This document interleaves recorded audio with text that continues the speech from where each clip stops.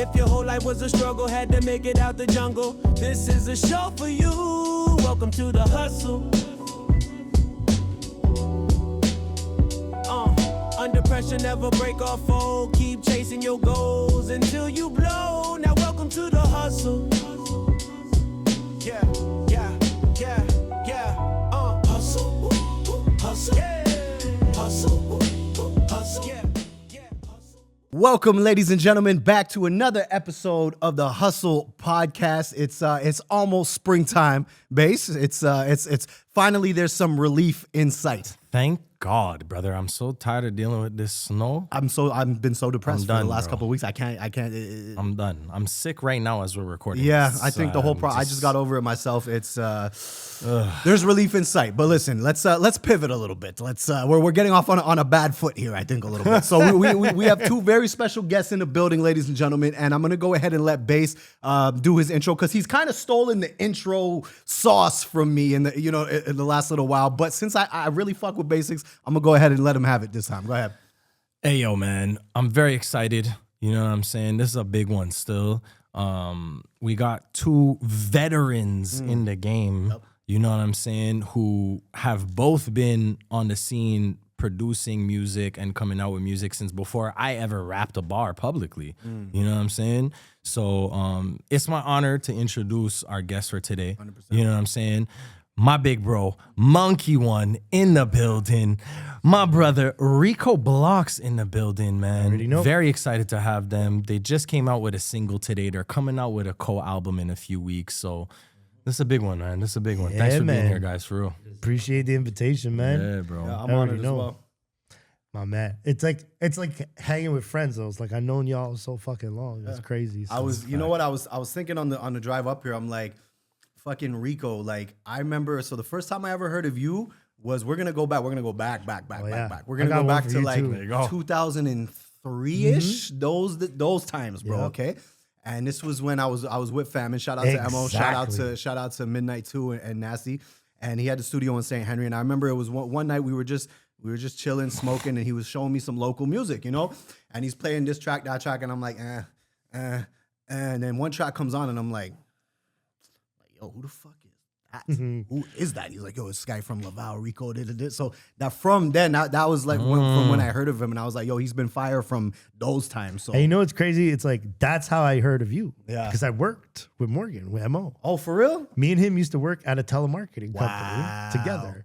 And so it was the Toonie Tuesdays song. And there was a whole Famine mixtape. Okay, yes, yeah. And so I know the Toonie Tuesdays song was on it, and there was a Famine mixtape. Yeah. But yeah, man, shout out to Mo, bro. big time, man. But Big I've bro. known about you since basically that time. So that's why I was like, and even then, we didn't meet till probably 7 years later, after, for you sure. know what I Yeah, mean? yeah. But dude, it's like, yeah. Yeah, the love was always there. The respect was there. And you know? likewise, bro. Yo, if y'all don't know, like Tek is a monster. Like he can rap, like really, really fucking rap. Like I've been trying to get him back dudes in our outside. era. So like, I appreciate it, man. I appreciate it. You're lying through your teeth right now, by the way, Basics. But I'll take the compliment. We have a song that you should put out eventually. yeah. Oh, yo, that's coming out. And we got to work on some other stuff. But Yeah. Anyways, I do want to say welcome back to Monk.E, who just came back from a lot of movements. This guy, you're always moving. You're always in a movement situation, regardless. Even when you're here locally in Montreal, you're always moving. That's true. But generally speaking, you're always moving internationally, and Traveling, man. I would dare to say that you're one of the most traveled of our local artists as far as your reach, you're almost the embodiment of a line that I said on the Sunday Spitters episode when I said, how many countries in your Spotify Wrapped you'll never rap in? Because a lot of people in the world, in our online world that we exist in, are so like, oh yeah, I'm known in this place and that place. But like, you guys aren't physically on the ground touching artists, building with the community, the youth, art visually as well as the music. Like, what drives all that? What's the gas behind you doing I think this? it's a self sufficient a permaculture that feeds each other. You know, like by traveling and having these experiences, by putting myself in uncomfortable position, I have all of this friction, all of this life, all of these sparks that are happening constantly. That's what is the fuel for all of my painting, all of my poetry, all of my music. So if I detach one, like there's something, and maybe one day I will be more sédentaire. But now, since I was 15, I was nomadic. Like even earlier in my teenage, I was already backpack and couches on friends, families, you know, already. And then it was going back and forth, Drummondville, Montreal, hitchhiking, and then all of the street culture, the graffiti on trains, the chilling on rooftops, and all of these things. It was all part of a pilgrimage, I would say. It's always been about me moving, discovering the world, having a new perspective on my daily life, on the culture that I'm in at the moment. And it became, I wouldn't say an addiction because it has a negative, but a need. It is a need for me to have intellectual and cultural stimuli constantly. I need that more than the parasites in my belly need white sugar. My spirit needs science. Holy. So I think I've just been courageous enough to follow that call. You know, I think many people have that call, but me, I was in a place economically and spiritually, I was able to do it. So I did it, and I don't regret one bit. And now I'll do it as long as I can. That's been now the key. I see myself growing, and that's also you said, like helping the youth and helping. These things also happen, but I've discovered that I'm helping myself. I'm teaching myself. I'm like, these people are experts. The people I meet are not apprentice of their life experience. They are expert of their life experience. And when they share it authentically and honestly with you, then through empathy, you have these pockets of consciousness and philosophies and humanity that are the biggest value possible. You know, like I would put that, you know, like there, you know, like humans, you know, they have more values than diamonds. You know, human lives are stories, and that's what we capture as artists, the stories. And I think maybe to bring it and to make it ping pong, you know, like I think the cover of the album, it's old, but like manuscript, like an old apocryphal Bible secret text. And because we are bridging between the French and the English, we're using a lot of words like entrepreneur, double entendre, rendezvous, déjà vu. And we call the first album Savoir Faire. So I think we compiled this Savoir Faire, and these encyclopedias of Savoir Faire are worth more than me owning like a duplex or owning like a nice car. So I just continue to invest into what I thought has the most value, which is other human beings, other continents, other stories. And I'm happy to be back though. I'm happy to use my professional network to have my philosophical stimuli also. I know I'm coming here because I know ideas are gonna be moving around, and so I'm happy to be here, bro. I'm happy to be students also of what you brothers propose also. But Savoir Faire, to bring it back to Savoir Faire, what is Savoir Faire to you, my brother? Savoir Faire. See how you just took over the Savoir interview? Faire. Like Yeah, that, eh? hey, listen, you know, we know, like, if there's somebody who's able to get you, like, totally entranced in a speech, Monk.E will do that to you. And he'll do it in a studio session where he'll be like, wow, like, there's a joke where I'm like, yo, what's that you just dropped? Like, it's a jewel. Like, you know what I mean? So, Yeah, that's gonna be a good Savoir segue for Faire later. to me, Savoir Faire is like, it's really, you know, if we're just directly translating, it's the know-how. Yeah. But Savoir Faire is also, there's a swagger element to it. There's a years of experience element to it. Like, you can know how to do something and doesn't mean you're good at it. Thanks. And Savoir Faire is being good or being great at it when good isn't even enough. That's what it is to me. And it's funny, even to bridge back to the thing with him, you know, helping the youth and stuff like that. So me and Monk have known each other quite a bit longer than we've actually been close, right? So a few years ago, I would say 4 maybe, something like that. So one of my best friends, who's been with me since the day I really started putting out music, calls me up and he's like, yo, there's a DJ, Royal Skills. Shout out to Royal Skills from Laval. Shout out. Like I got whole Laval history outside of what people know about Montreal rap, you know? So, but Royal Skills is DJing at the park where I grew up. Like, and that's not just like, oh, the park in my hood. Like everything in my life of all my teenage years happened in that park. We were there from 11 to 2 in the morning every day. Like 11 in the morning to 2 in the morning. Like we lived in that park. Sheesh. So when I found out like, oh, so my boy's DJing there and he's like, oh, and Monk.E's hosting. So I'm like, I'm going to come through. Like Monk.E's in my hood. Hadn't seen him in, I was off music for 9 years. So like I wasn't even in the scene. We won't get into that. Yeah, exactly. So when I see him start talking, he invites me to come cypher with him. And then we're doing workshops for the kids. And and it's the Maison des Jeunes, the youth center where I grew up too. Like the park is there, but it was organized by the Maison des Jeunes that helped me, give me a place to hone my skills and gave me my first show and everything like that. So it's such a full circle moment. And then it would be like every 2 weeks, right? Something like that. And so every 2 weeks I'd go back and we'd just spend the evening, like just rapping together, freestyling. Like it was all freestyle. And yeah, that relationship built. And honestly, the thing about me and him is, you know, like this city's very fake sometimes. Like I'm not dissing anybody. It's just a general thing. Say their names. No, but there's a point I'm making, right? Think about it like this.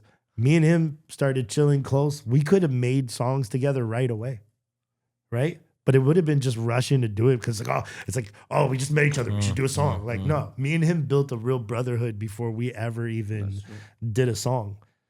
So like it really, this collaboration, this album, it means a lot to me just because a brotherhood was built with me, with him, with MCO. Shout out to MCO who mostly produced the project.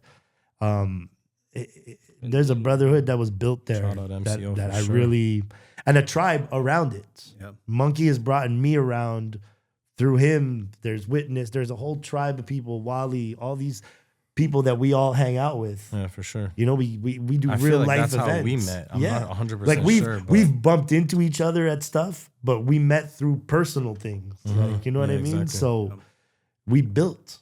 It's the same way I built with you is the same way I built with him. And, you know, like I said, Wally, Witness, and there's so many other people in the tribe but that comes from him opening up his world. So when he goes to Africa and he brings back all that experience and the experiences that he's absorbed from people, it's not just Africa, Geneva, France. Yeah, for sure.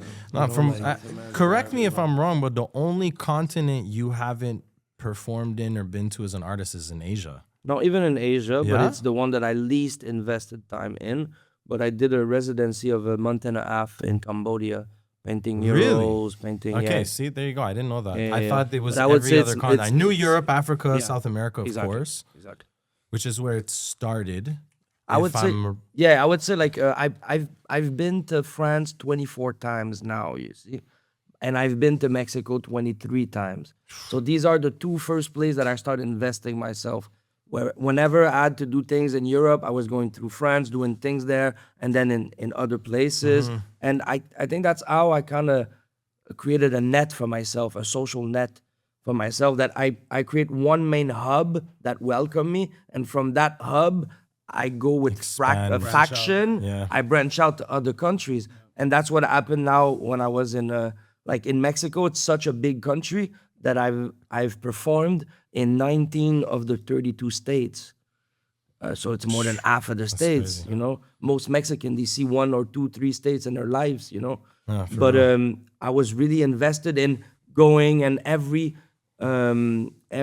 soulful and healthy new connection I was making, I was jumping on every opportunities it was offering. And now it's more like East Africa. For the past 13 years, I've been to Uganda like 13 times. In 13 years, I spent 13 winters there. But I start developing relation with Kenya, with Tanzania, and with Rwanda. And now I would say in Rwanda and in Uganda, I'm established as probably as big of a musician and painter that I am in Quebec. You know, so these are pocket now that but what I do is that one of the way that it's that I don't make money. I don't ask for gains from economical gains, because I have plenty of other gains outside of the Western world. So I make all of my money, and that's part of my savoir faire. And it leads to other links because, you know, like when we went to Tulum about That's true. 2 years ago, some of the people that we were, Yes, some of the brothers that we good actually people, linked yeah. up with, Imix, Yeah. that tribe of people, we were plugged in because of Monk. Okay. So when myself, Dolo, Miriam, her cousin Tali, when we touched down in Tulum, we already had people that were treating us like family. Like if we were in Montreal, like open doors, pull up, shout out Imix, shout out the tattoo shop Spike. And you know, they had a tattoo shop, art gallery. We pulled up, we're chilling. They took us to the beach, like we were big chilling. In fact, there was a big mural across the street that Monk.E had done. So it was so cool to like, I'm in another country, but it's like I'm chilling in front of a mural that Monk.E painted. I'm like, wild. This is kind of familiar. But I think there's something to be said for that too, because I think that like in the state of whether you want to call it the industry or just music in general, in today's world, in today's landscape, I think that people are so focused on trying to be business savvy that everything has become transactional. You know what I mean? So like what you said right there about not necessarily asking for financial benefit from every single thing that you're doing, because there are things realistically that are going to be more valuable than money. Relationships being the obvious one, right? Because relationships create opportunities, and you've been able to travel the world with these opportunities. So I think that's the first, well, not the first, but one of the first gems dropped on today's episode for up and coming people who are trying to get into this shit or just trying to find their way through this maze that we find ourselves in. It's not always about the transactional. Absolutely. And it's funny because that reflects something that I've always used to say and have said before about saying yes to opportunities when you have them, because you don't know what door is behind the door that you're walking through and saying yes to. You don't know whose handshake it's going to lead into. And I would add to it, it's actually not about not being transactional anymore. It's about understanding everything that is being transited and transacted in those relations. And there's things that are transacted that are beyond money. And it's the energy and the knowledge and the wisdom and the empathy are higher value than the money itself. That's really the thing. It's what you choose to value. Because in life, we talk about money, we talk about all types of things, whether it be wealth or home ownership or whatever it is. But the reality of things is value of things is decided by what's valuable to you. Because that one man's trash, another man's treasure shit is for real. That's true. Like people don't get it. Like I like that. there's a guy who can own a mansion and there's a guy right next to him who has $1 million in his bank account, but he doesn't own a mansion. He still lives in a regular apartment. Maybe he values that life more than the guy in the mansion. You know what I mean? So we're in a game that tends to put a lot of focus on money, right? Like as artists, especially in hip hop, we know that this is a reoccurring theme. Like rappers rap about money. I mean, yeah. Like I've been a guy who rapped Bling, about bling. being broke since those 2003 days. Like I was always like, let me do the opposite, because why would I brag about money? Even when I did all types of illegal shit and I had money, like it was never something for me to rap and brag about. No, I'm way past the I'm an old man now. We But the passed thing the is, unless statutes. you're Conor McGregor or Floyd Mayweather, people who have real money don't brag about it anyway. Exactly. They don't need to. They don't need to. Exactly. Yeah. It's like if you're tough, you don't need to tell everybody. You know what I mean? God. It's Yeah. And to double down on like even the idea of the relationships values, like anybody who's actually been around me as a rapper knows like I never had shit. That's why I don't got a lot of videos. Like I'm not balling like that in order to be able to invest as much as what I deserve to invest in my music. But my entire career and accomplishments are built off of relationships. I have accolades money cannot buy. Like if I put out my resume, this is just a thing where it's like I'm very slept on and I'm okay with it because I Talk know your shit right now. Yeah, but bro. it's a fact. I'm slept on. But at the same time, I know what I've accomplished. And again, the value is where I put it, right? 100%. But a lot of those accolades you couldn't buy. You can't buy those. And those all come from relationships and being prepared at the right time when the opportunity arises. But at the end of the day, that I feel like it's especially a lot of this album, like we touch on different subjects, but we do tend to focus on what's valuable to us. That's true. We bar up. I didn't see it like Like, that. but we bar up. Like, I think people have to understand, like, we are two fucking lyrical animals. But we made an album that's about something. It's better that way because Yeah. I mean, at the end of the day, it's fun to throw 42 punchlines in a 16-bar verse. But did you say anything? Is it cohesive? Is there a message? You know what I mean? It's like, And that's the beauty And of also, finding a way how to do it. digestible is that much information in one sitting, in one breath? You know, the average listener, unfortunately, especially in the day and age that we exist in, we're, you know, with this thing that we're all addicted to and with all the apps and all the things, our attention span, I'm not sure if this is accurate, but I think that as a collective humanity, we have the lowest attention span maybe in the history of all of humanity. it's not even close. Absolutely. Right? It's not even close. And based on that, I think it's very difficult. I mean, just look at the difference in the length of songs. Mm-hmm. Songs right now, like if 2 you have minutes. a 2.5 minute song, that's like long.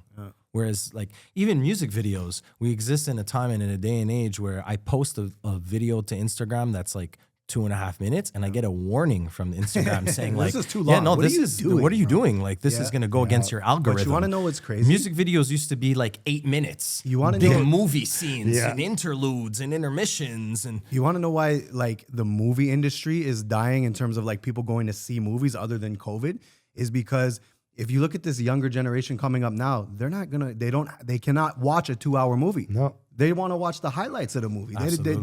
They can't sit there and wait for the story to peak and then climax and then finish. It's Or worse, it's too long. they watch it, they miss shit because they're looking at their phone. Yeah, They 100%, rewind the part that they 100%. missed. So by the time they're done, it's like they've rewinded 72 times during one movie. And you lost the plot. Yeah, 100%. Because now your brain keeps focusing on the part that you missed and making sure you paid attention to the part you just missed. And you keep doing that over. Your brain's not forming the connection we used to have when we'd sit there and watch a movie. It's almost like it's crazy. I saw nuts. Ben Affleck was talking about that, about a movie they put with Netflix about how Oh, the new one they that came have out, to, yeah. within the first 5 to 10 minutes of the movie, they have to reiterate the Reiterate plot the and have plot a certain amount of over an and over action again. scene to 100%. get people's You need a attention hook. You need span like a heavy hook. really at the hooked beginning now, into the movie. And within the first 30 to 40 minutes, they have to reiterate the plot again. Yeah. Because people are not fully engaging. It's the TikTok generation. How did brother. you guys take the day and age that we're living in as far as like the way people consume content? How did that affect or not affect you guys working on the music on the album? I'll give you my short answer so that he can give you his beautifully worded answer. By not giving a fuck. That's for me. Like There's power in that though. I don't want it to sound because some people don't interpret this right. I don't make music for other people. I make music for me, and by default, I know there's people who like the same kind of music That's I a like. key because you're making music that's authentic. Exactly. You can only be authentic when Exactly. you're not sitting there trying to pen something for somebody else, right? It has to come from Exactly. you. And ultimately, I want to be able to listen to this. I like being my own fan. It's cool. Be your own fan. Also, get off your own dick. There's, it's AO. We're gonna have to bleep a lot of this stuff out. I thought it was coming. I thought it was coming. I'm not gonna. Hey yo. But it's true. Like, yes, be your own fan, but don't be an egomaniac. There's a balance to everything, and I wouldn't say that because while I tell people be their own fan, again, just don't. Like I said, me personally, I just don't give a fuck about all those rules. The Yeah, you just idea wanna of be making authentic to songs short. yourself. Like me, a song ends when the song feels like it ends. Oh, that's beautiful. Like I have arguments in the studio. I'll have people be like, "Oh, we're at 2 minutes." It's happened even for our album. Where I'll be like, "Yeah, but who cares if it's That's at a 2 good minutes? I don't segue, care if it's 3 minutes." I want to talk about You know what I mean? some of that. Like yo, But- you can't put 3 verses on a song. It's Yeah. Like, no, but yeah, you can though. Yeah. But how do you feel? I think it's a mix of both knowing like the era we're in and having curiosity to know how it works. I would say I've developed a good understanding of certain algorithms, and I would say there's certain parts where you learn the language and you adapt what you do in that language. But there's a part where it's the core, the philosophical core, and the intention of what I do that is unchangeable and immovable. And that part is also my responsibility as a poet. That's why I choose to do complex poetry in a time where simple poetry is more adaptable. But I do know it's a niche, and I do know it's less commercial, but I think it's what I choose to do. That's what my function is. My power move is the depth of my poetry. It's the complexity of my poetry. It's the complexity of the mathematics of the pattern I choose to use. It's the understanding of 3 languages, 4 languages, 5 languages that I could find assonance in between. And so for me, so that's a part where after introspection, I choose not to change in what I do. But there's part that, for example, I rarely do third verses nowadays. I would accept third verses in a rare case of having 3 MCs as a featuring and a different thing. But me as a solo artist, I don't waste time having a third verse, you know? So you see, I adapt some of the things. No, for sure. I stay aware of what's happening, and I stay aware of what my heart is asking me to for do. sure. And I find the right balance to be understood by the most people without corrupting the actual message that I'm carrying, you know? And you're producing a lot of albums, especially in the last, I want to say, we looked at this at a point, a few months before you went to Africa, we looked at the amount of production pre-COVID, It was like 28 or post-COVID. something. You've done a lot of work. Yeah. It's 28 affected the albums? way that you, like you're EPing your works too. You're no longer just an artist, MC, etc. You're also EPing, so you're bringing in a more macro vision. Like our song Vis-a-Vis, when we sat down, we built, you were like, don't write too ahead, because we wrote back and forth the entire song, French, English, like 1 bar, 2 bars after the other, and it all rhymed, and it was all part of a bigger picture. Yeah.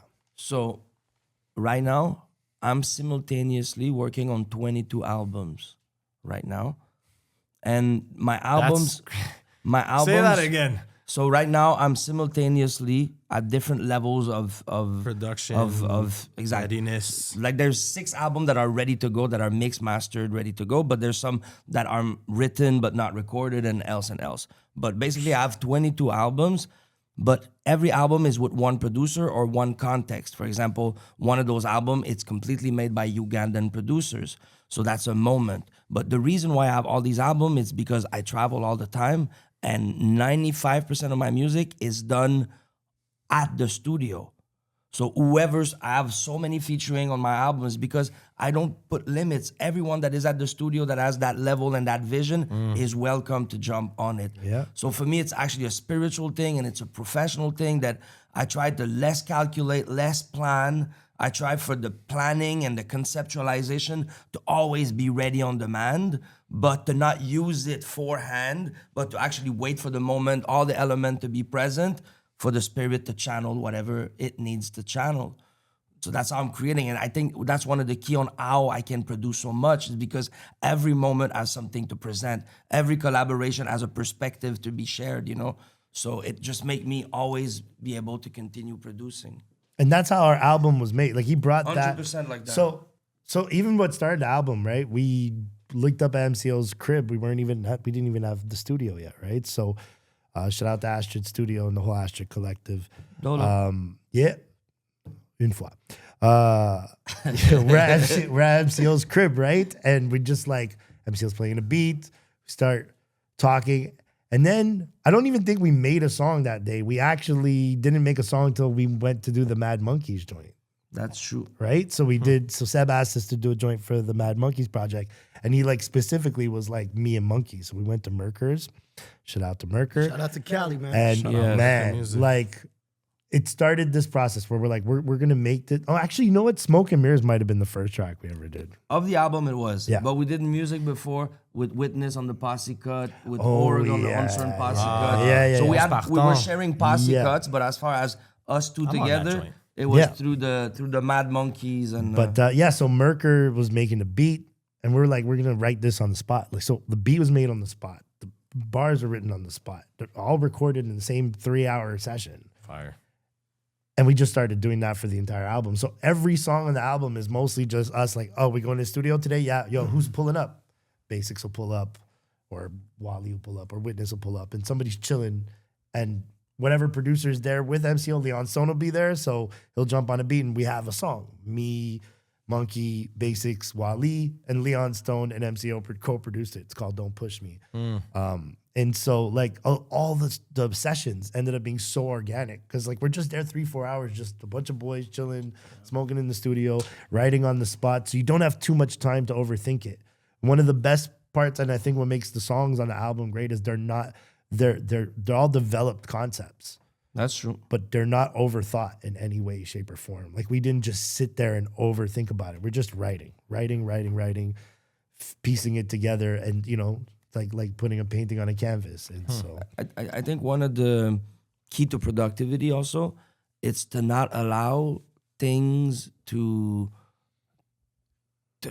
spill over the next days. Me, it's one of my personal process. That's the way I create. I don't leave before the song is done, or at least 90% done. Maybe, okay, I know Basics is coming back to do a 4-bar outro there, or I know this person is doing a spoken word as the intro, but I don't go if my flow is not set. The architecture of the song is laid. If I have 14 bars, I don't go. I do my 16. I make sure it's finished. It's locked in, and then we can open another folder next time. But when it always spills over, you never finish anything. Yeah. You have space to procrastinate, and it's harder to get back into a project, to put yourself back into that spirit and that mindset and that spirit. So for me, in my personal way, it's like, I go there, one session is like 2 songs or 3 songs or 1 songs, but they are finished when I leave the studio. And it was a learning curve for me because I used to love just writing at home. I take my time with a beat, or I'm in the car. Like I write in the car a lot, right? So I didn't get a chance to really do this on this album, and it was the best thing that could possibly happen. It took you out of your comfort zone. Which yeah, is what he said at the top of the episode, like which that is was the most important super thing. important, bro. It's Absolutely. super important. And it I know walking into the album I was great, and I think I'm much better now. And that's something I appreciate more about the album than almost the album itself, just because it gave me more. You took something away from it. Yeah. Like I walked away with better knowledge, better understanding, even in the studio I work better. Like there's so many levels of which this album actually becomes like our baby, because like there's a lot of heart and soul in it. There's a lot of blood, sweat, and tears in it, and it's just we're very lucky that we get to do what we do, for a living, whatever which way we get our money, but the way we get to live our life. Like we say this all the time, but we say, mais quelle vie. What a life, bro. Like we'll be walking down the street and just say that randomly, because you have to appreciate the magnitude. You know what I mean? Like at some point you have to appreciate the magnitude. I was like, sometimes we'll be at an event and we're looking at one of our artist friends on stage doing something monumental, like when Miriam did the Ministère, or like certain things. Like you see your friends perform on big stages. Monk.E at the Francophonie. Yeah, that was crazy. He brought me on stage. This was not planned. I didn't know That's true. Bro. And that was so, that was not ignorant, but that was so uncalculated, because I didn't realize it's a French-speaking festival, and I'm bringing my It's called Francophonie. I don't know if you've been there before. No, So Quebec, he said. But that's the kind of heart this dude has, where this is funny. But it shouldn't matter. Like, here's the thing. People are kind of one or two ways, right? Like some people are worried if they let somebody shine next to them that it dims their light. This man is like, he knows it just makes everybody's light brighter. So he keeps opening up these opportunities. For me, I mean, dude, when is the English rapper gonna get on stage at the Francophonie? Hey, when would you get? Yeah, he did, obviously. Yeah. But when would you get on the first day a single come out? You are in the Rap Keb playlist. Yeah, that's true. That's true. We on the Rap Keb playlist. Those bridge, bro. To me, the same way I'm bridging the spectacular idea of bridging with Uganda in culture. I'm also bridging with the English-speaking community of Quebec and of Canada, Yeah. And also to me, I'm proud in my European audience that is mainly French-speaking, like les Français de France, to have a fully East Coast rap album, in the idea that it's both the French and the English, but there's a big presence of a bar, metaphor, lyricist in English. So now they could hear where my influence come from, where my where my roots are implanted. You know, the city, they can know better the city I'm in. And I think that's why it's cool also to have all of these featurings in French and in English to come add to the melting pot, you know? And it's a really good representation of the sound of the city, for real. I think so. And, you know, I think it's a question that I'm glad you brought up the French and English thing, because since the beginning of the episode is something I wanted to ask you guys, because we've been doing this podcast for, Steve, I don't know what, for 4 or 5 years now. And one of the major conversations that keeps coming up, okay, is specifically, and we'll pivot to French for this one. Actually, you might have to allow me on this one. You know what I'm saying? Allons-y. Vu que tu as fait beaucoup de travel puis tout, là, c'est comme pour un artiste montréalais anglophone spécifiquement, ça a l'air que il n'y a pas vraiment un rappeur qui a réussi en tant que tel pour les anglophones encore. Puis moi, je pense que c'est vraiment à cause qu'on n'a pas vraiment un definitive sound. Whereas on the French side, it's like they've embraced what the sound of Montreal is, which is franglais with a little bit of Creole, with a little That's what it sounds like over here. But if you listen to a lot of English artists in the city, like there's literally guys doing interviews with an Atlanta accent, bro, and it's like, yo, you're from NDG, like, what the fuck is going on here? You know what I mean? Yeah. So I think it's more of an identity problem. It is. It absolutely is. First of all, so a lot of the English rappers that know me, like, you'll see me talk to me at events, and I'm like, yo, you need to mess with the French side more. 100%. They're like, no, why? The French side doesn't fuck with us, or why would I want to do anything in French? Or like, nobody in the States is going to listen to my shit if there's a French. Are you stupid? Like, this is the dumbest shit and excuses I've ever heard in my life. Bro, we are one scene. This whole idea that we're an Anglo-Franco scene only holds up because as far as the industry in Montreal or in Quebec goes, it's predominantly a French-based industry. 100%. But they're not blocking anybody who's English. But like, yes, there's language laws and all that crap, but the reality is the opportunities are there. Though? I feel like c'est nous autres, comme les anglophones, qui sont plus comme... Mais c'est ça. Que les Québécois. Mais c'est ça. En fait, c'est qu'en Amérique du Nord, il y a une hiérarchie des langues. Et ça, c'est vraiment plus les États-Unis, le Canada anglophone. L'anglais, c'est la langue internationale, c'est la langue. Tout ce qui est en bas de ça sont des langues inférieures. C'est con, là, mais une bonne blague, c'est how do you tell some. What's the word for someone who speaks 3 languages? It's like it's polyglot, like it's multi-language. What is someone who speaks 2 languages? It's bilingual. What is someone who speaks 1 language? A gringo. Because in United States, you only need to speak English because everything is centered around you. And often that's what happened into the center core of empires. If you go in the middle of Spain, who was the Spanish, and they mainly only speak Spanish. Yeah. If you go in the center of France and the French Empire, they mainly only speak French, you know? But il y a cette hiérarchie-là qui n'existe pas nécessairement. Quand je suis allé au Mexique, ils jouent de la musique en portugais, ils jouent de la musique en coréen, ils jouent de la musique en français qu'ils comprennent pas. Ils sont fans de Booba, sont fans de Rocka, sont fans de Kenny Arcana, de rappeurs. C'est vrai.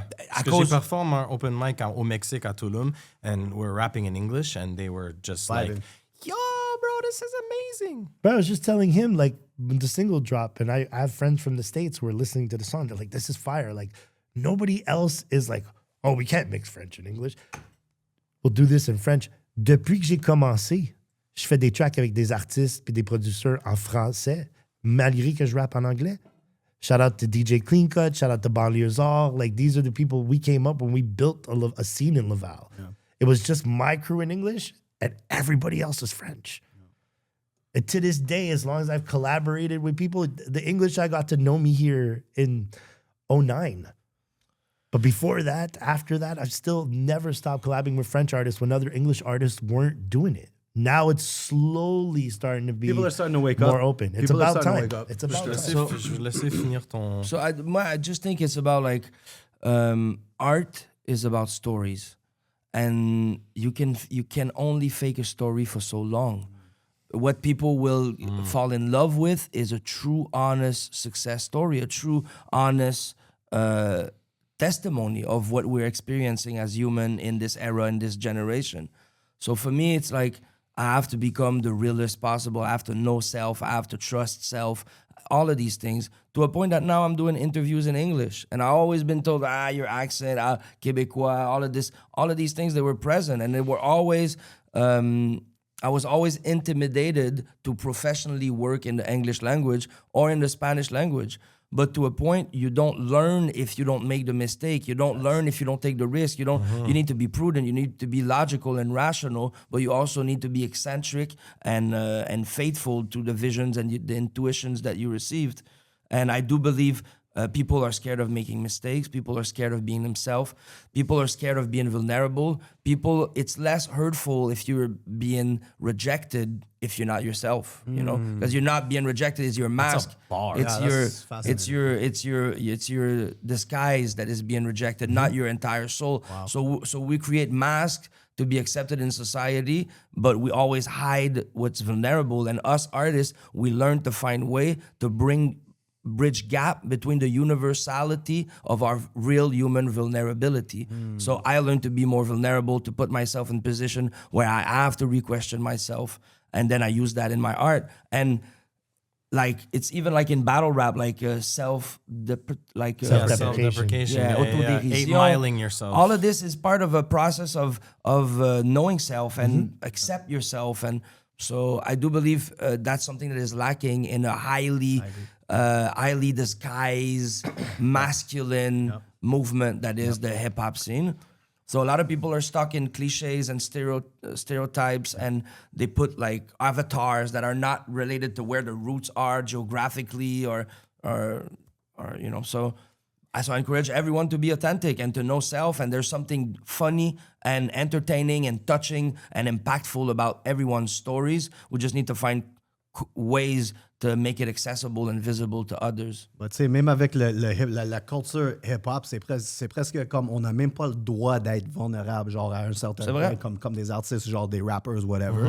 Puis, if you really think about like, tu sais, les artistes qui sont timeless, the Kendricks, the Jay-Z's, whoever you want to name, the artists that you're gonna play their song in 30, 40 years and it's still gonna be a classic, right? They are themselves. They have their own identity. They have their own sound. There's no mask. There's no, you know what I mean? Yeah, so good, bad, or ugly. Like vulnerability is absolutely That's key. what I meant to say. And they embrace the vulnerability. Really that's what I forgot to say. Yeah. Like even my experience with that is that like I make this joke. Like one of my friends, the songs that he likes the most from me, despite having made like mad other songs since then, I did this Window Shopper 50 Cent remix freestyle. And I made the whole song like, I'm the window shopper. Nice. And that has always been my nature, to be vulnerable enough. It's relatable. Like, yeah, That's because good, bro. I like that. It's really funny how like I rap about my mental health, but most people don't pay attention to those songs. They pay attention to the ones where I get on the bars. Yeah, and for sure. So, I mean, but I have, you know, a mental health disorder. I have borderline personality disorder. It's something I live with. And this is something I vulnerably speak on in songs. Most rappers won't, because like you mentioned, like everybody thinks they got to be like Superman. Yeah. Like there's this idea that like to be a rapper, you can't show any sign of weakness. It's like, dog, that's weak. Nobody. Well, that's exactly it. Nobody's tough all day. Yeah, Nobody's tough all day. Nobody. Bro, you not being able to show vulnerability is weak. And Even I done shed I mean? some Like, thug tears once. Hell yeah. Now listen, man, ain't nothing wrong with that. And I do believe that the superpower is hidden in your vulnerability. I agree too. A lot of the talon d'Achille, I don't know how you say that in English. Achilles heel, yeah. Achilles heel is related to Achilles power. You know, your weakest link is related to your strongest link also, and there's a lesson into it. So That's true. Very, very true. but yeah. So we're going deep today, boys. Yeah, hell yeah, man. I wasn't You were gonna gonna go do it? there. Okay, I thought you were gonna do it. man. I almost did it for wasn't myself. gonna go. Yo, let me ask you guys about the song that dropped today, this first single off of the album. Don't mind me. Now, this interview is gonna come out. The song will already have been out.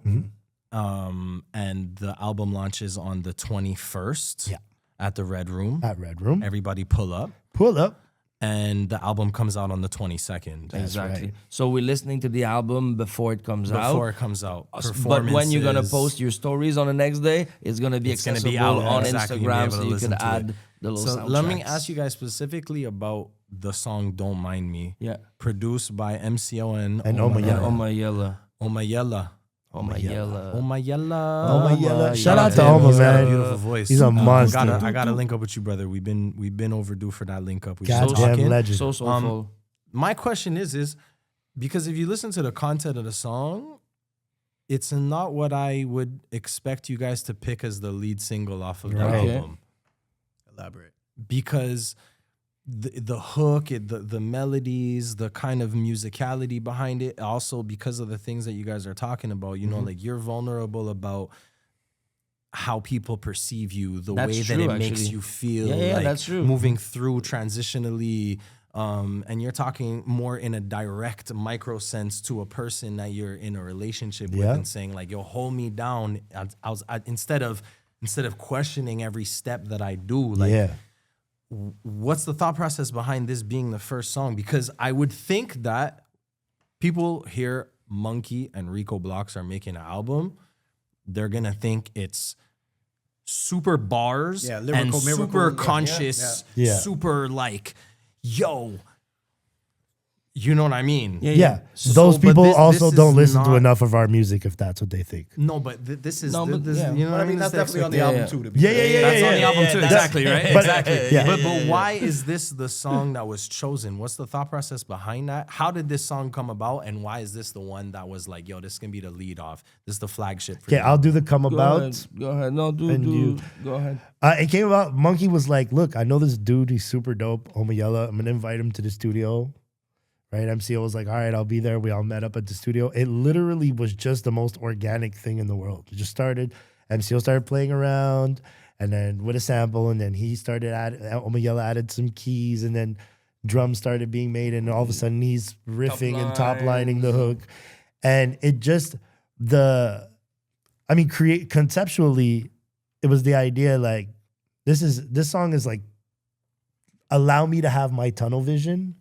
Don't mind me. Like, you're doing whatever you're doing, but instead of worrying about what I'm doing, let me do what I'm doing right now. I need you to let me have this, not a one-track mind, but this tunnel vision. My ambition to do whatever I'm trying to accomplish right now it's necessary. And you question, for me, that side was about an ex, constantly questioning the idea as an artist of, why are you going to do a show if you're not getting paid?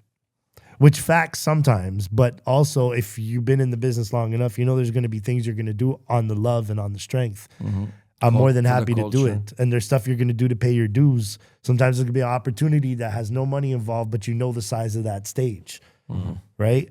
I was in a relationship with somebody who didn't understand that. Like, it just was a really hard thing for her to reconcile. The flip side of that is like what his verse is talking about, and I don't want to talk for him about his verse, just the idea of the feelings that he was dealing with. It's like, y'all don't mind me. I'm going through what I'm going through, but I need to go through this, and you guys need to like not keep trying to break down every reason why. Like, sometimes people question things. Again, don't mind me. Like, it just was a reoccurring theme where it's like, don't mind us. Let us do what we do. It's funny because I realized while he's speaking that sometimes we say the opposite of what we want to say, but it still works. It's still like an artistic proposition, but the real meaning of the song or the real approach of how I wrote it is like, let me not mind you. Like, it's don't mind me, but really it's like, let me stop minding what you think about me, or let me stop. And we say it the other way around. It's like, don't mind me, but really what I want to say is, let me stop minding. But that's about what you. You sound like you're saying in your verse. It sounds like you're shedding the layer of needing to mind what other people are perceiving and feeling of you. And this is a conversation that we've had. Yeah, plenty time, plenty chapters, plenty moments. Building, you know what I mean? And so how to balance confidence and humility, how to be eccentric, but not be an extra. Like, how do you, like, all of these deep, like, because often the solution is not in the middle. Sometimes it is, but sometimes it's in the full extremes of it. And the thing balance itself because you are in both extremes, you know? And I do believe humility and confidence is one of those. You cannot half-ass humility, and you should not half-ass confidence either. You should be fully confident and fully humble. So, yeah, I love these contrasts. I love learning these ways, you know? I don't remember. So Don't Mind Me. I guess it was chosen also because it contrasts with the rest of the album. When we started the album, it was bars, it was Griselda vibe, it was like 90s hip-hop, new bap. It was like It was all the New bap. It was really on that. I like new bap. That's a hashtag. Yeah, I never heard Hashtag that. new Yeah. bap. And so I felt in a way the need to diversify what we were doing.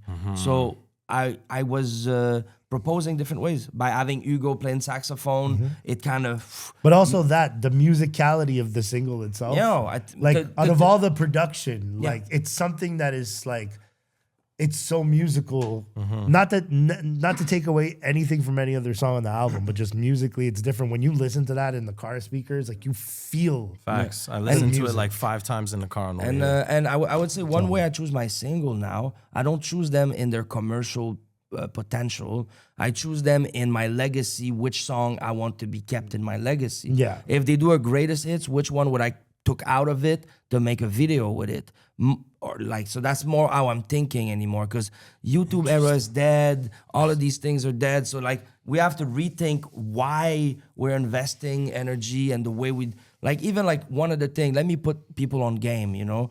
A lot of my brothers and sisters are still doing it in 2026. And it's proven to not work anymore. Like we have to stop putting the visuals content of our product, of our songs, of our music before there's any action possible for the audience. We need to use every time we attract the audience to make them do something. Pre-save the album or listen to the album. You should not say, hey, in 2 weeks this is coming. Because once you use the visual, this is when you're gonna have the most percentage of people that will click on whatever you propose. But if now you show it one time and then you show it, don't forget it's tomorrow, and then you have it in all of these other things, it's become common and people are not anymore listening to what you're saying or attracted to it. So you actually lost your momentum and your virality. You need to start all of the visual and all the push once all the links are available. So you throw them to actually the direction you Yeah, want because to you throw need a them. call to action. Yeah, exactly. So I would say I see a lot of people still like, they're so happy about their song that is coming. They want to tell everyone, but that's not how it works anymore. Only Drake and Kendrick could do things like that. But Yeah, you have to have enough of a pull. The moment we have the privilege of attracting someone's attention, we cannot say, okay, now that I have your attention, tomorrow at 12, I'm going to launch. Like, no, You just that's lost them. that's not like, you have to already have It's something true. No, for we them are to- inundated with that's a constant clip, Steve. consumption and information. So I totally agree with that. And he thought had to teach me process. that, by the way. Like, see, like this is the thing. Like, we learned a lot from each That's other true. making this project. That's something I learned from him. There's so much knowledge that he dropped to me in the making of this project. In terms of like you were mentioning executive producing, like I did my part, but there's a very large part of Monk.E's hand directing certain things creatively because he had a certain like idea of structure. Like I'm not saying let's say creatively in terms of the concept of the songs, but just the structure of the the album. overall, how the we put things you know together, what I mean? Like the order of the song, the visuals. even just certain the things like idea that. of we're gonna do this album by going into the studio for 3-4 hours at Yeah. a time and we're gonna Like start that, from boom. scratch. Yeah. We're not gonna listen to 10-20 beats. No. You know what I mean? The We're just gonna 3/4 beat, one of the 3/4 beat is the one. If not, we create a new one. You know, it's always like certain things like this. And that's the thing. I think it's the compilation of everything I've learned. Like let me play my violin. Let me put it out there. But it's also because it's good for my ego to say I did all of these things. But it's also to understand how much layers of experience that I've gained through these things. I've published a bit more than 30 albums, and I have another 20 that are coming. Every one of them has a different concept, a different, as you know, album covers, like Absolutely. video concept, branding, musical aesthetic. All of these are there. So All the way back to your first album, Remède Remedium, to Entre Octobre et Destruction. Like you've been conceptualizing micro and macro, almost like screenshots in time of your journey that's true. as a human and artist. And I would say, and now I'm at a place where when you learn to mature on certain things, you learn to be more aware of everyone around the table, of everyone. And that's why even if on certain aspect he had a little bit less experience, he was still leading with me, because on other aspect he has plenty of diplomas and mastery, you know? And I love to share, especially generating ideas. This is something that I know how to give birth to an idea, but I prefer if we give it birth all together with it, because it's less energy for me than to carry the old birth. And also we are all invested in the future of what's gonna happen. So that's why I create the way I create mainly, you know? And a jewel for everybody watching, an artist making music. Between what we both said, the real knowledge there is, even at 44, and we've been doing music as long as the other. Yeah. Like we're both not like, you know, almost it's not 30 like, years. yeah. So, but we've both learned something, and we weren't afraid to learn from each other. Yeah. Despite how, Yeah. as you get older, you can almost cement certain habits. 100%. You think you know yourself as an artist sometimes, and you realize you don't really know yourself. Yeah. These are lessons we learned so much while doing this project and just collaborating and the hanging out in between. I mean, that feeling of every time we'd leave the studio and jump in my car and play whatever song we just the new recorded, song we just did. and that drive, that feeling became priceless. Like it became such a rewarding moment. But all that to say, again, you're never too old to learn. Don't get stuck in your ways. Like, don't think you know everything about making music. You could be a dope rapper and be 21 right now. Trust me, you don't know shit. I didn't know shit either. At 21, I thought I knew everything. We You know all what I mean? did. Exactly. We all did. But I think when you're 21, to be able to do things, you have to pretend that you're capable of doing it. So you put this big carapace. I'm a lot less arrogant at 43 than I was at 20 years me old. too. And Same I- here. And I've realized the moment I was arrogant is the moment I was insecure most Yeah, of the time. 100%. And because Absolutely. I'm less insecure than I used to be, then I'm less arrogant than I used to be, you know, also. It's a balancing act. You were about to Oh, say you're good. Go for it, man. it's a balancing act. It's funny because what you guys are talking about also leads me to, you know, I mean, I'm on the album that's Yeah, coming twice. out. And I remember being in the studio when I did the French hook. Yeah, for And Nouvelle An. I remember when the beat there was 2 producers in the room and maybe 7 MCs. Yeah. And this is a story that I shared with some of the youth that I work with. So, you know, les élèves de mes élèves deviennent mes enseignants.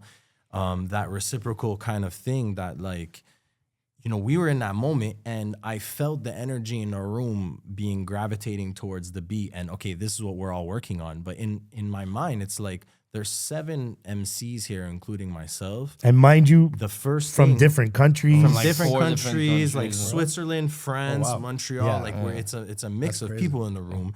And so my first thought was, don't think you're about to come up with a 8-16 bar 20, bro. There's everybody's in the room with you. How can you best organically try to create something that's for the good of everyone and conducive? And I took a chance because I knew it was going to be mostly French. So I said, let me try to write something in French. I got a little spark of an idea, and it's the first French hook I wrote. And I was almost like scared to share it and be like, yo, this is kind of what I think. I don't know if this is good or if this is garbage. Nah, we heard it and we were like, it's trash, then but they let's were- keep it. No, no. But the gas it was of fire. being like, oh no, like share the idea, like let's go. You know what I mean? And then it turned out that's the hook. And Yeah. There's no bad ideas until you've teamwork, actually given a bad idea, by the way. Like, it sounds crazy, but like if you're in the studio, like, you know, people are like, oh, I don't want to speak up. Maybe I don't. You're collaborating with other people. It's not a bad idea until you say it and everybody thinks it's a bad idea. 100%. So don't be afraid. Let it be a bad idea if it has to be. Like, it just also- don't be afraid of that It at also all. sounds to You me, know and what I mean? obviously I wasn't in the room, but it also sounds to me like the creative process in this room was very open to ideas and stuff. And that's important too, because you do collaborate with certain artists, or you're in certain environments where it is very closed off. And every artist is kind of very set in, no, like this is my vision and this is what it's going to be. And they're not open. It's not open for interpretation. So it's very important to create that environment where, yo, come with your idea. Even if the idea doesn't make it on the track, it's not a bad idea. It's just we're not going to go with that. But, you know, maybe we could take something from it and add something from over here. And there's no rules to creating. And I think that's what a lot of people kind of, they misconstrue it a little bit. They go in with this set vision, and you're a little too set in what you wanted to do. It's like, yo, I compare it to like working out. I compare everything to fucking working out, but like I compare it to that too, because it's like just with certain exercises and stuff like that, like the way certain people will do a push down. Some people do it like this. Some people actually push down. It's like, yo, as long as you feel it in your tricep, it's working. You know what I mean? So it's there's no rules to this shit. Figure out what works. And like, it's funny because we've had conversations about like, because my nature being the type of, and don't get me wrong, we're both both have been battle rappers. He's actually done more like the recent like formatting of battle rapping, like word ups, right? But not me. You're like an old school I'm like from me. the It old was like school. on the street Yeah. at parties Yeah. in So it's good. cafeterias This and is shit. great. Yeah, me too. So my last real battle, not my last real battle. My last battle was against Senecal on a wow, shout out to Sin. national documentary called Ultimate MC for it was like a satellite channel called Ox TV or something. But so battled Senecal. We didn't know we were gonna battle each other. This was like totally like off the cuff improvised. It was end of the week style with the bag of tricks and all that. shit, Really? right? Yeah. It's on YouTube. I lost miserably, by the way, guys. Well, honestly, I was gonna say Sin is nice. But on I'm the like, battle shit, though. but I'm like, if you're gonna Sin's a lose lot to sick. somebody, you might as well lose to Sin, to a right? world, Fact. lose to a World world champion. champion. Exactly. But I say that to say, so at those times we've had that. My competitive nature as an MC to eat everybody on the song. 100%. Pause. That's a yo. Yeah, that's an AO. That one But I was paused myself. Okay. I was We don't even have to do it. I was It's not- I was responsible for my own pause. But so we had this conversation where I was like, I still have that urge, but at the same time, like he taught me, he's like, but your job on the song is to complement the song. You're supposed to be a piece of the puzzle. Like puzzle pieces don't fight Yeah, for you're a not supposed to different place. destroy the You're- puzzle. You're going Yeah, in your exactly. So It makes Put sense. two pieces on top of each other. No, this one. So exactly. I always because I'm a songwriter as much as I am an MC. Yeah. I've always had that side too, but I tend to not apply it when I'm constantly being put on tracks with other MCs. This time around, I was able to slow all that down and get into that bag where like my songwriter bag is deep on this, but because I figured out how to be the puzzle piece instead of That's trying true. to smash everything. That's true. You know what I having mean? more 4 bars, having 2 chorus on the songs, 2 different chorus, like or a pre-chorus and a chorus, finding small ways, having shorter verse, all the songs, the attention span is shorter. Being okay with having an 8 bar on a song or having a 12 bar on a song or But even having something just as- the intro or like playing a different part or being the harmonies or like there's many ways to play part, and I think you have to take yourself somewhat a bit out, just like you were explaining. And I think to me that's why you were somehow kind of the MVP of that song, is because you, even if you are as good if not better than all the MCs that were rapping on the song, you were like, this is not my time to rap. There's already a lot of voice that are going to present that art form. Let me sing and bring everything together. And I think we need to have these people that are comfortable having only 4 goals in the season, but they have 26 passes. Yeah. And truth knows that it's not really the case. You have like 69 goals and 34 passes, but like it's okay to have no goals if you are the one making sure that everyone is healthy and everyone has the right momentum, And I think that's also what not killed us, but slowed us down in the hip hop culture, is that everyone wanted to be in front. Everyone wanted to be a rapper. No one wanted to be a manager. That's no one exactly wanted to what I be a was gonna lawyer. talk about. No one wanted to be a promoter. No one wanted to be a photographer. Everybody wants to be the man. No one wants to be a teammate. Yeah, that's true. Everybody wants to be the captain of the team. That's true. see, like, I tell- if we all teammates and we win a championship, we all get a ring. Yep. yeah. Well, that's the thing. Well, they say it in rock music. Everybody wants to be the guitarist. Somebody's got to play the drums, brother. Yeah. You know what I'm Someone has saying? to play the bass and all the foundations. So I used to tell people be like, why haven't you started a label, or why haven't you done this? Like, you've been doing it. I'm like, bro, I'm not a boss. I'm a worker. I'm a hitman. You hire me to do the job. Like, give me a mission. I'm a gun. Point me.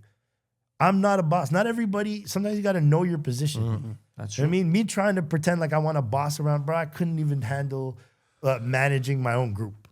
Like, I'm not meant to be anybody's boss. I have leadership qualities, but they work well in a team where everybody has leadership quality. You know what I mean? So sometimes it is important to humble yourself and kind of know where you're supposed to be at. Just to also give Lil Bro his flowers. But like, dude, you're always able to, like he said, where you can out rap most people on the song. Sometimes you'll choose to be like, it's not the only song that you're like, oh, I'll just do the hook. Even the other song on our second album, there's another joint. And you put yourself in the position to what helps the song. You always put that. It's been You've a growth never process jumped on a for song sure. on some, no, I need to show everybody I can out rap everybody. except for on Don't Push Me when he walked in to MCO's crib. He walks into MCO's crib, hears the beat, writes his verse in 8 minutes. But and it's but listen. This also can be read as humility because he didn't want us to pay too much by the hour. So it was like, if I only use 8 minutes of studio time, That's it, you maybe know what I mean? my people will be proud of me. So I don't even think it was a Actually, to a be flex. honest with you, think I it was actually a- really felt the pressure in the room. I remember because it was me, Sister Miriam, I think Witness too. We had came from one of the end of the week MC challenges, and you guys were already like, the song was basically like almost done. Yeah, that's true. And it was just like, yeah, bro, there's 8 bars. We need 8 bars. Yeah. And I was like, okay. Now, like right now, at this exact split second, Spears just through your like spirits. hear the beat, etc. But I think part of it, like, thank you for giving me the flowers, but part of these flowers I actually have to return and give it to this brother right here, because through the years, him and I have had beautiful moments of headbutting. And one of the things that I want to say to you and to everybody out there is a thank you, because one of the things that Monk.E a lot of times has been able to do with me is kind of like give me the love and the guidance of a big brother. Like, yo, you're like, here, come to the side real quick. I'm not going to tell you this in front of everybody real quick, but like, yo, you know you kind of fucked up, right? Here's why. Cool. Now take that information and do what you will with it. But also on the other side, the flip side, does also be like, yo, I see you lately really like lowering yourself, like really like giving other people space, like letting the room breathe, not taking all the oxygen out of every situation, not having to be like, yo, I'm basics, I'm here, I'm charismatic, right? And so like, You're so funny, bro. But it's also, I think it's also because I recognize myself in and not to say that there's a hierarchy between us, but because I'm a bit older and as someone that is younger and entering into an industry, there is a shield and an armor that you create for yourself. And I had big brothers telling me about that armor and telling me that armor is gonna hurt you. It's heavy on you. Let it go. You don't need all of that shit. You know, we already know you're gifted and talented. And, you know, like you don't need to like. And I used to be like, I used to have my book of pictures and be like, look at these graffitis that I do. Like, look, I'm worth something. Yeah. Can you love me, please? Like, and so I see other people in this need, and often it's people that are already loved, that are already gifted, that are already like these things. But I would say me it's these are journeys, these are long, these are marathons. Big shout out, rest in peace. But these are long marathons where you should always run till your last breath, you know, in developing yourself, developing your legacy, developing your identity, developing your spirituality and your relation to God. I think these are things that are always growing, and they manifest through the art we do and through the way we make art and the way we relate to others, the way we consider others. Me, I see it a lot in between the vices and the virtues, you know, try to understand what is gluttony and how does gluttony affect my needs for social approval. Because I'm already loved in social media. That's a but now I want more. Yeah. That's gluttony, brother. Like, oh, is it greed? Oh, I think it's greed too. Oh, is it lost? Yeah, it's lost because, you know, maybe I'm going to be loved and, you know, all of these things, you know. So I've kind of understand it in my personal way. It's like, vices are more ephemeral and virtues are long lasting or eternal. And that's why we have the expression, time will tell, because truth will last longer than lies. Lies is a vice that dies while the truth lives forever. Bars. So one day the lies will fall, the vice will fall, and the only thing remaining will be the truth and the virtue and the goodness and the generosity and the empathy and the humility and the courage and all of these values. So to me, I'm really, even in my hip hop, even in my street, even me going from ghettos to ghettos, I still keep that speech to everyone I'm speaking. Even if you're smoking, if you're deep into your vida loca, you need to understand these things about vices and virtues and how they're going to affect and have consequences in your karma and in your dharma in what's coming up next for you. And I think in music is the same thing. The intention you put in your music is what earlier we were saying, like still talking about money. We're broke. We speak about money because we want it to manifest. We know we have the power to manifest it. So, like, if you say 3 times this thing, it will appear in your mirror. Yeah, but if I say 3,000 times money, maybe I will have a big bank account, you know? And I'm still doing it. I was looking at a lot of, because I write a lot, and sometimes I reuse half bars or setups with a different punches and things like that. And I've been using a lot the idea of making it rain and doing a lot of word plays with like storms and meteorological realities and all of this about making it rain. But I want money. We need money. We do want money. There's an inflation out there. Yeah, hell yeah, there is. Yo, man. speaking of wanting money, there's a funny story I want to tell. And it actually is proof that, like, since I've known this man, I've actually watched you become more humble. That's true. Pun intended. Clearly. Listen to Basics, Humble. It's out now. Wow, that's a good one. After That was a while after we started kicking it, we left some place and we hopped in my car. And I was like, yo, like, I got a song you should jump on. And Basics like, I got to charge you for that, right? I remember that. You know how many songs we have? We're working on a project together now. Like honestly, it wasn't not being humble. This is still a business. You understand?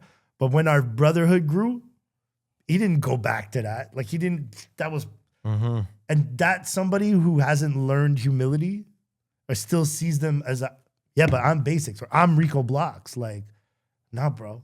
Like, I watched that shit, and through that, even in that moment, had I not seen what I seen, it's like, imagine I would have been like, I'm not paying you. Like, forget it. Dude tried to charge me. There's no relationship here. Imagine that. But Facts. the complete opposite happened. Like, I was like, yeah, I get that. Blah, blah, blah, blah, blah. We talked. And then as time progressed, it just happened organically instead of us being like, yo, you should hop on this song.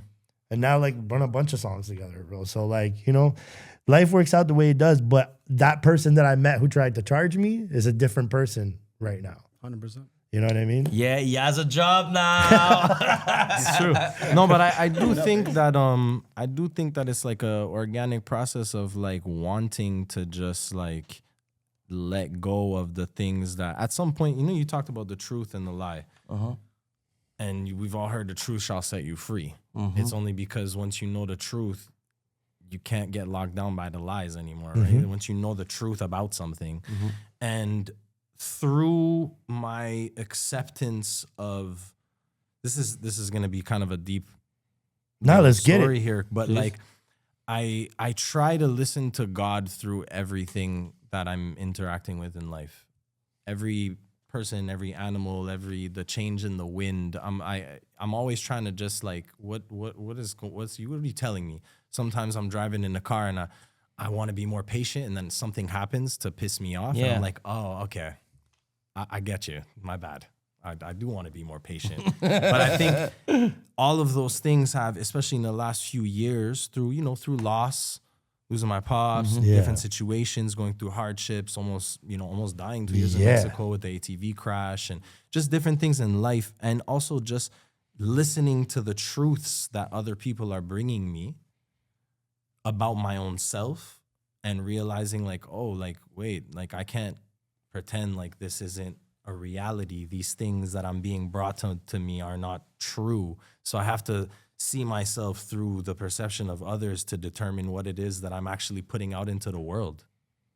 Because the resonance that you're leaving behind, Maya Angelou said it, people won't remember what you say or what you did, but they'll remember how you made them feel. Yeah.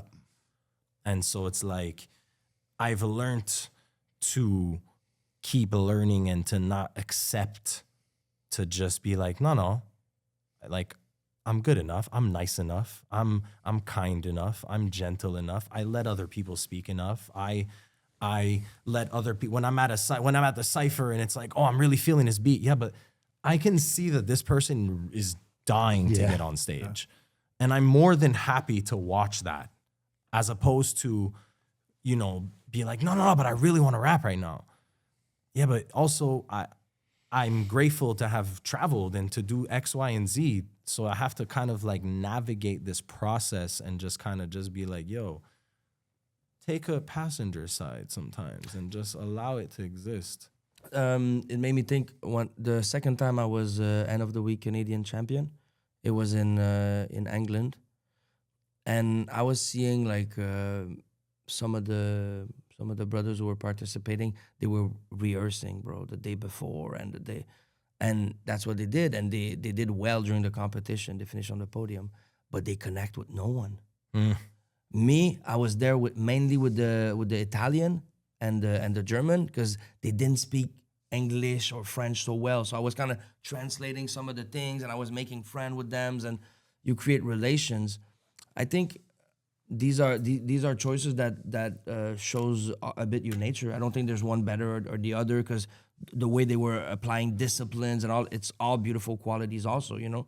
But I think my nature is more about empathy and human relations than the performance. The performance, I'm a human of performance. People that knows me, I'm really rigid on my quality standards, and it's important to be professional what I do, but not to a point to ruin the relationships or to you know. I'm not sure why I was going there exactly, but yeah, I think it was because you were speaking about rapping in a freestyle and where you position yourself and seeing other doing well and all of these things. Yeah, and instead of getting that, instead of being always having the that one, urge to be like, no, people gotta hear me now. Like, and I'm like, I'm like that too. Like, we were here for King KLV's album launch. Shout out to King KLV. And they started ciphering. And honestly, like, for once, because there was a long period of time where it's like, if there was a mic, I'm gonna grab it. Like, I gotta out-rap everybody in this room. That's how I always felt. That's why I understood what he was saying, because like I had that same feeling. And I just stood there and just enjoyed it. I just let everybody else rap and just enjoyed it. And that felt so good, because I was like, I'm not seeking validation. There, like, man, even in 2010, 11, 12, those years where my name was out there. Like, I was, you know, on the biggest websites in the world, like Nah Right and Two Dope Boys and all that. And it's not that it got to my head, but it's the opposite. I felt like I had imposter syndrome and insecure. And I'm at all these events backstage, because Dutch, rest in peace to Dutch, made sure all of us would be backstage together. Like, that was a thing for Dutch to build community. So me, Boy Blue, Mags, Borden, Cease Rock, you guys, Ben, SRH, and you know, like, you know, the. Heard that. But you got to remember, right? In those times, if you weren't from DG, Bergs, or Texas, circle, bro. if you were not from those three hoods as a rapper, like, you were always second fiddle. 100%. And I was like insecure, because I'm like, I know I can rap as good as any of these. I got the same amount of number ones on the Real City Countdown. But I was insecure. None of that mattered in the end. When I grew out of that, it was much later than I would have ever expected to. I had to stop music for a long time for when I came back to not feel that way. When I came back, I wasn't like, oh, I'm Rico Blox and I already have an audience, and I was on I was like, I'm reintroducing myself brand new. You're starting from scratch. And the first song I put out, I sang. I didn't even rap. It's all melodic. It's called Risk It All. It's still my biggest, in terms of streaming, it's still my highest streaming song. So it's just funny, like, I just shed all that old insecurity and stuff like that. And from then on, it opened so many doors. Like I said, these brothers right here, like, these are really my brothers. Like, I talk to these guys a lot. Like, when he's here, like, it's not for play. And like, he'll come to my crib. Like, I'm not a person. We're like, just watching the Marvel Zombies. He's way more outgoing than me, in the sense that, like, he will build these bridges. It's thanks to him that I'm out there. Like, I've always done and you know this from back in the days, we had to just go to every show, network. Yeah, I did all that, but all that was forced. Oh, me too. He got me out here now, like, I'm chilling, I'm having fun, because I'm around the right people and the energy is right, and I'm there for the right reasons. I'm grateful for that. Yeah. Yeah, it's a my beautiful, biggest wealth, beautiful the thing. people around us. Yeah. We are fortunate. And I've always like, I have the same circle of friends for the last 30 years. Like, my inner circle, none of them rap, none of them are in music. Like, but this is my other brotherhood. And like, you know, there's a wide range of us. We're a lot. Like, when it was like Seb's wedding, we saw a lot of that. Or like, it's those moments where you're like, oh no, we got a tribe. And that's something that I've benefited from in the last 4 years. Like, we got close basically all in the last 4 years. But dude, like, we all been around each other at some point, or known each other, or seen each other. That's we've been close. And respect. Yeah, you guys. 15, I met 15 Monk.E years and or something. Logix when I was maybe 19 or 20 when I was still at Dawson. It was like 18 years ago, 17 And that years ago. I'm 39 now. so 19 years ago. 19 or 20 years. And one of the first, actually part of my lineage as an MC is twofold. So every Sunday they used to host an event with the brothers who are now known as Clan Supreme.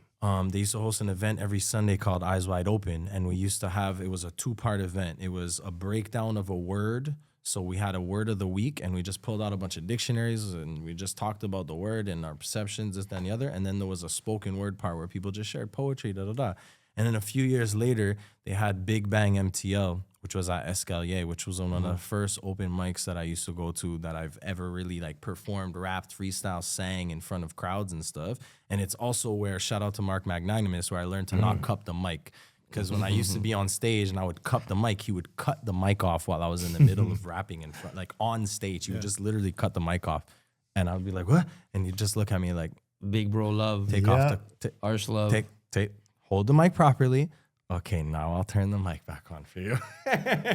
So shout out, man. A valuable Shout out. lesson, man. Shout out to Magnanimous, man. And that's something that I now, again, like, these are things that I now, like, in my day job, working with youth. Yeah, that's being really a singer-songwriter, yeah. coaching, mentor, performance, etc. These are things that I show the youth that I'm working with to kind of, like, give them the same knowledge that I've been handed down, you know? So...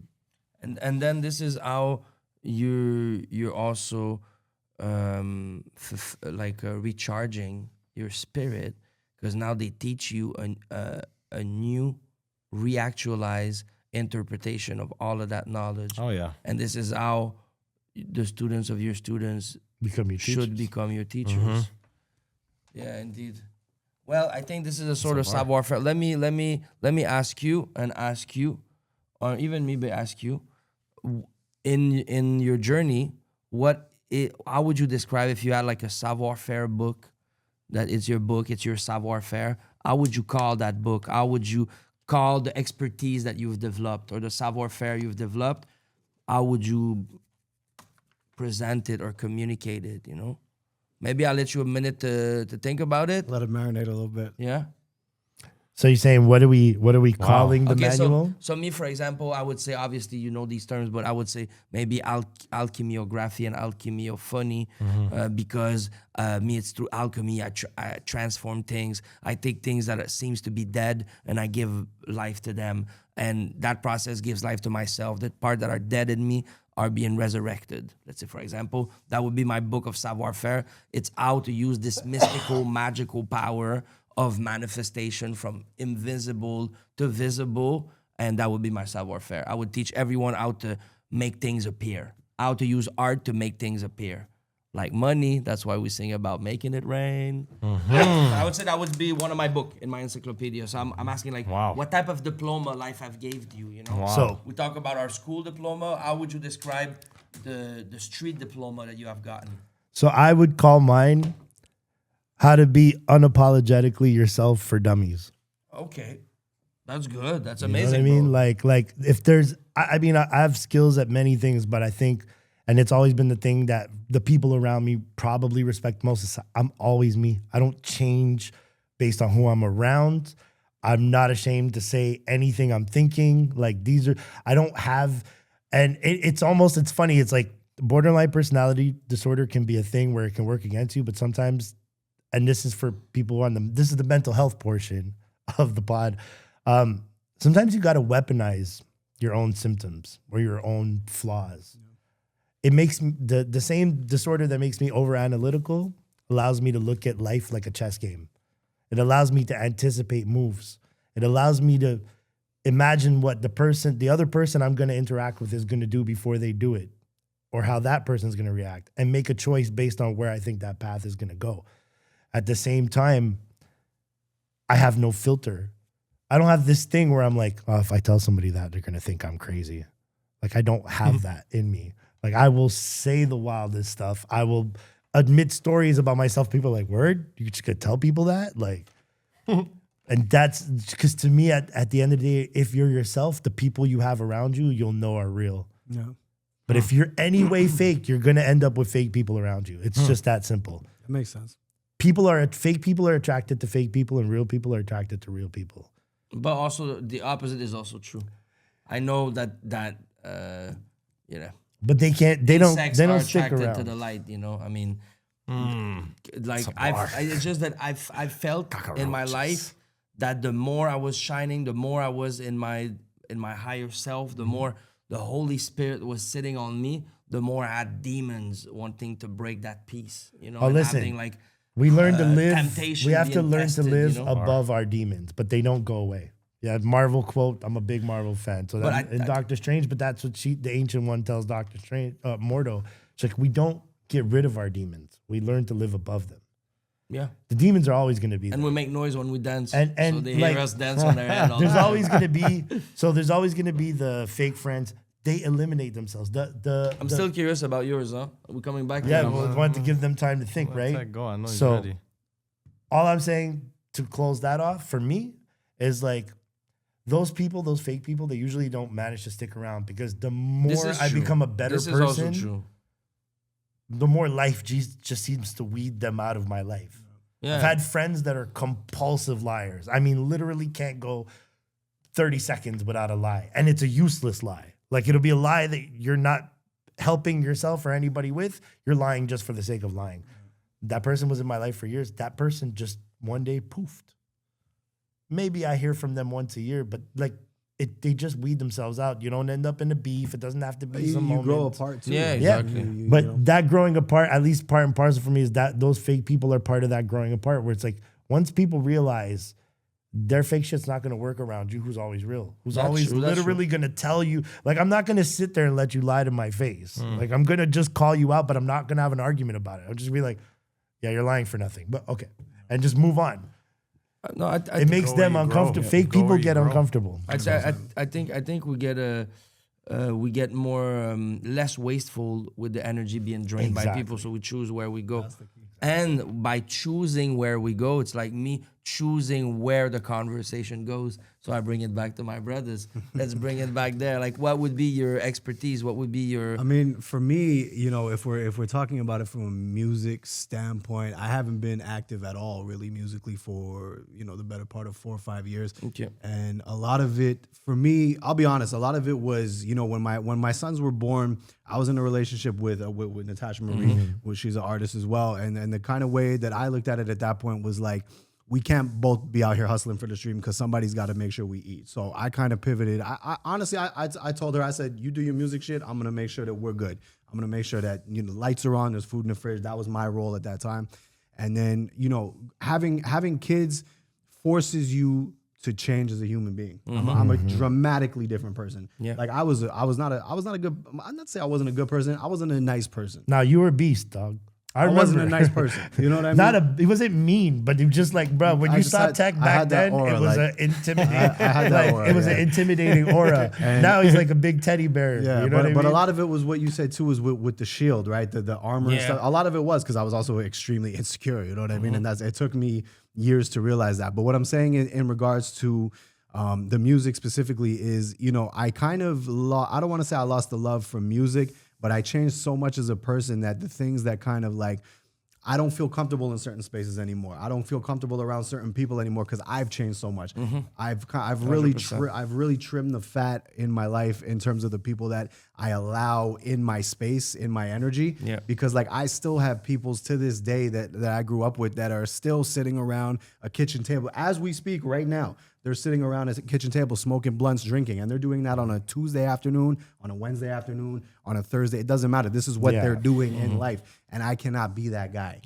So for me, I don't know. I think for me, in order to really come to really have the urge to fully step back into music, I don't know what it would take. I think a lot of it would be having to shed sort of, I'll be honest, guys, I have like severe social anxiety. Like the older I get, it's something that I'm dealing with. Like Steve knows, because the last couple hustle shows we did, bro, I was just standing on the wall, just like, and everybody's like, yo, like Tech looks like he wants to kill everybody. And I'm like, no, you guys don't know. I'm panicking right now, bro. I'm like, please, nobody talk to me right now. Like, I'm panicking on the inside. we both deal with that and talk to each other about it at events. We'll be like, bro, there's too many people I here. just have a certain amount of like gas in the tank. there's a bad certain 100%. I'm a Yeah, social yeah, butterfly, yeah, but yeah. at the same time, I mean, if anybody knows, it's brother Monk.E right here. Like, if you call my phone randomly and I don't know it's I'm the coming, same way. I'll freak the fuck out, bro. bruh.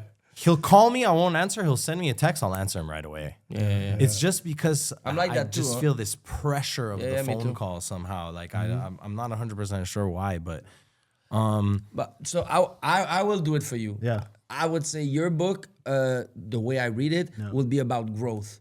Your Savoir Faire would be about the capacity to renew yourself and to reshape your priorities to achieve what is the most important for you, which is in that story, your family, your children, and all of this. That's what I've learned from I think to pivot off of it too, not to always bring everything back to fitness and shit like that, but like, cause listen, when COVID ended, I was 300 pounds. All right, I was not a good 300 pounds. I'm talking about like, I don't know if there is a good 300 pounds, but maybe if you're 6'8". yeah, exactly, for 6'8". So for me, a lot of it is just consistency, discipline. These are things that I didn't have in my life ever. Like, you know, I had, like, not to say that my life was super easy, but, you know, comparatively, I had it pretty easy growing up. You know what I mean? And discipline was not something that was ever instilled in me. So for me, I had to force myself into discipline and consistency, because when you step into bodybuilding or fitness or whatever you want to call it, whatever you're stepping into in that realm, there's no shortcuts, bro. I mean, there's shortcuts, but but at the end of the day, you still have to do the work. You still have to do the diet. You still have to train when you don't want to train. When you, bro, people think I love training every day. I fucking hate it most times, bro. You got to force yourself to get up and go do it, right? So these are values that I'm instilling into my sons now, because I see, and it's crazy to see what's genetic and what isn't, because when you don't know until you know. There's things that are genetic. I see that same tendency to just I'll do it later and just be lazy. I see it in both my fucking kids, and it drives me crazy. And I'm like, guys, you can't be like this, okay? I'm telling you firsthand. Like these are things that I'm actively working on a daily basis with my sons. Like you can't wait till, do it now. Don't wait until later. Do your homework now, because if you wait until the end, you know what I mean? So it's like, I don't know. I guess I would call my book like freaking out on the inside, but looking hard on the outside, and consistency and dedication, I guess would be I like. like that. You know, I like Yeah. that. Thank you for Thank you. taking sovereignty over that little quiz. That is And you, my brother, hysterical. Brother how Basics. would you? I mean, I've Your been Savoir Faire been, encyclopedia. thinking about this while I'm listening to you guys, and I don't know how I would, describe the book to you guys, but I'll tell you the title of the book. Please. you went the opposite way that I did. You know what I mean? So the title of my book is "You're Not as Important as You Think You Are, but You're More Important Than You Know." Wow. Bravo. No ayo, nothing. Okay. You're not as important. That's And this so is a good. piece of advice for not Yes. just artists, but humans as well. I don't know if you guys, That is a bar. People are familiar with the movie It's a Wonderful Life, where the guy goes through all these terrible things, etc. And at a point, he just says, "Oh, I wish I wasn't alive," and he even tries to jump off a bridge. And then an angel comes and says, "Oh, you want to see how it would be if you were never born? Okay, let me show you all the people all the lives you changed, touch, all the yeah. effect you had on the world just by being a mathematical algorithm in the universe." And at the same time, being humble enough to realize the reality, which is you're not as important as you think you are, but you're more important than you know. Yeah, that's great. This is like That's- what I was that's saying a earlier. bar, like- The two Dualities, extremes yeah. often, to me, divinity is in paradox, contradictions, extremed, harmonized. These things are like almost impossible. It's the And that's- duality yeah, of that's everything. Everything has a duality. That's beauty. You know? So I'm not sure I would read it anyway, but I think the title is nice.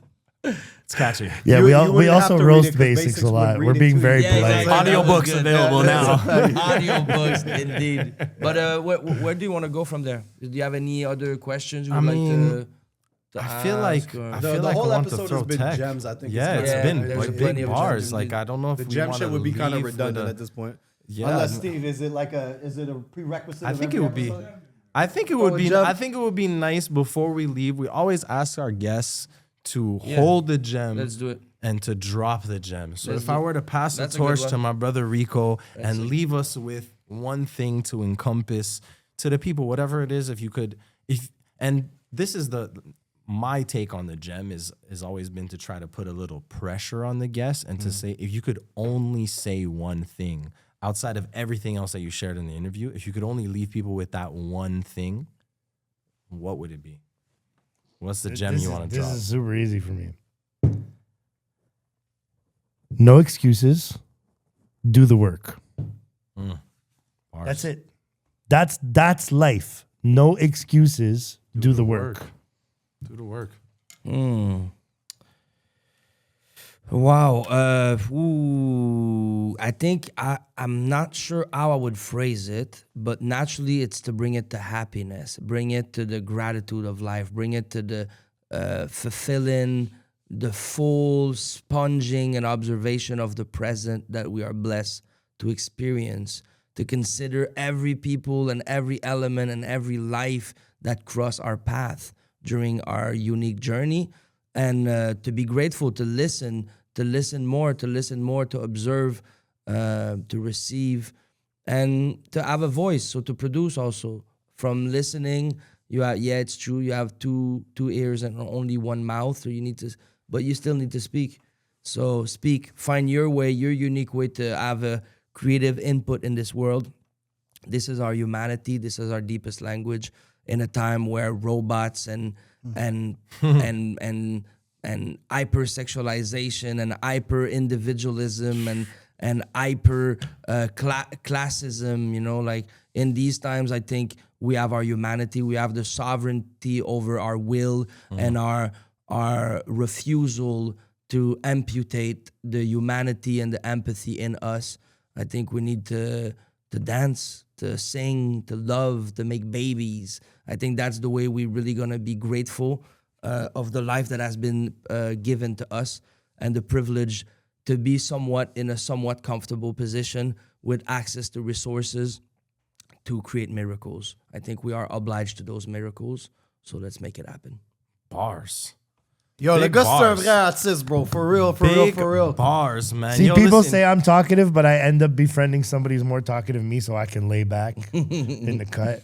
If there's one thing I want to leave you guys with is go check out the new single. Please do. Don't Mind Me, Rico Blox, Monk.E Omayala, MCO, and the new album Savoir Faire comes out on April 22nd. That's right. Be with these brothers and myself April 21st. Yep. Red Room for the launch. Yeah. Come check us out, man. be blessed. Hustle Podcast. Tek Luciano, you want to leave us with the final word? I mean, listen, yo, on a pop notre cherry pour faire des entrevues en français, finally. Oui, So, monsieur. big up Je to sais pas Monk.E. comment tu Big dis up à hey toi, yo man. en français, mais hey yo. Oui, monsieur. No, but for real, it's something that we've been wanting to do. It's Facts. overdue. I'm happy we did it. And you know, I'm happy we did it with somebody like Monk.E and of course Rico Blox in the building as well. Legendary, ladies and gentlemen. So listen, go check out the album, go check out the single, Hustle Podcast. You know what it is, man. Blessings. Welcome to the hustle. If your whole life was a struggle, had to make it out the jungle, this is a show for you. Welcome to the hustle. Under pressure, never break or fold. Keep chasing your goals until you blow. Now welcome to the